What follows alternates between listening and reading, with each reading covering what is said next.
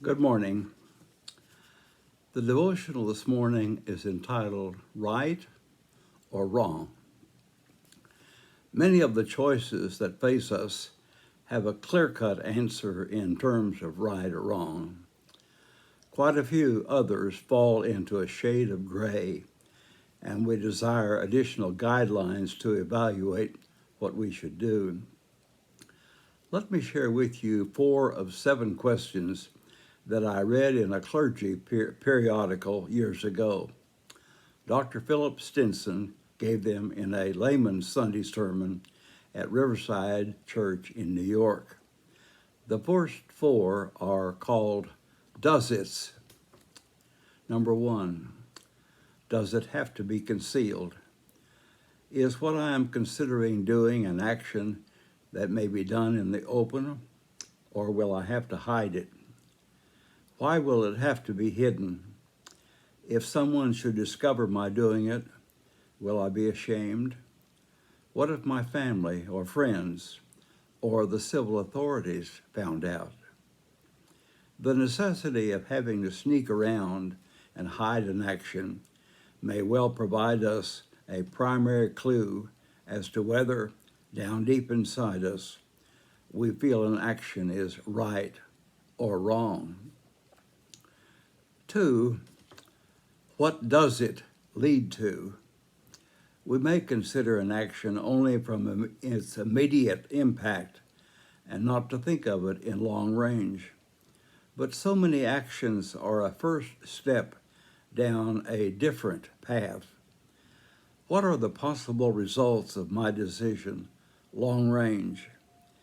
Will my action be potentially very harmful if I continue and the action becomes a habit and then a way of life that encompasses my entire being? I cannot pick up a stick without picking up both ends of it, although in first choices, I may think I can stop it when I want. 3, how does it affect other people? I may see myself and my actions as just my own business, and no one else will be affected.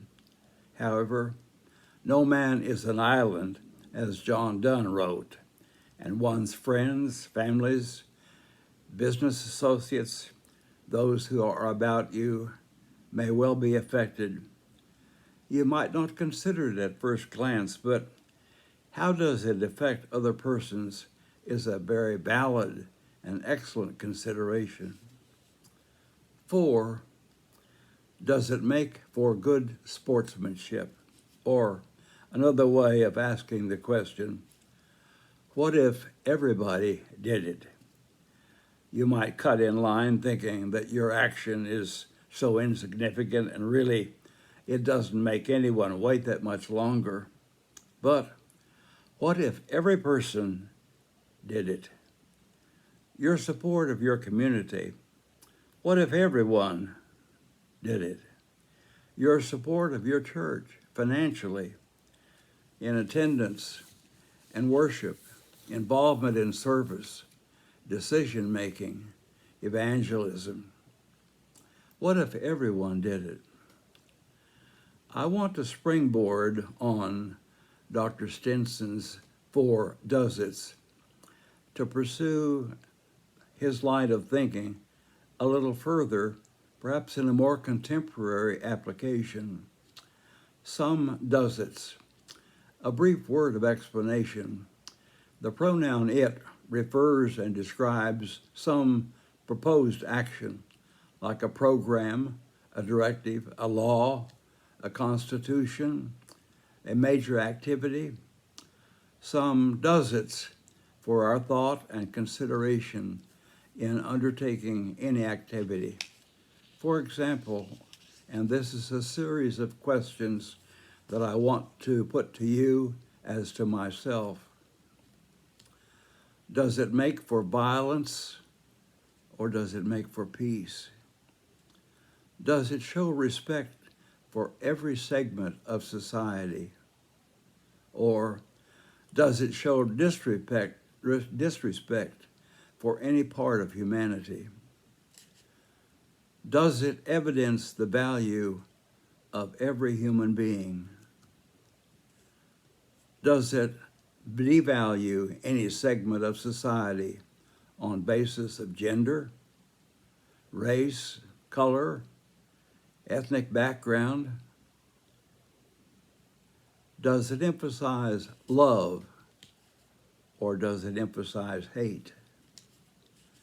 Does it emphasize forgiveness, or does it emphasize revenge? Does it perhaps give power to one segment of society over another segment group? Does it pit one group of society against another? Does it aim at compromise or competition? Does it propose working things through or just doing battle? Does it foster inclusion or does it promote exclusion? Does it set one group against another on the basis of wealth, color, race, gender, or some other characteristic? Does it emphasize truth or lies? Does it align with the faith and teaching of Jesus Christ? Does it continue a message of hope and positive outlook for the future? Finally, do you feel good about yourself for being a part of this program and activity? Questions for our time, for each one of us, as we plan our lives, as we engage in activities, as we participate in decisions and choices. Questions. Does it? And will you wrestle with it for yourself?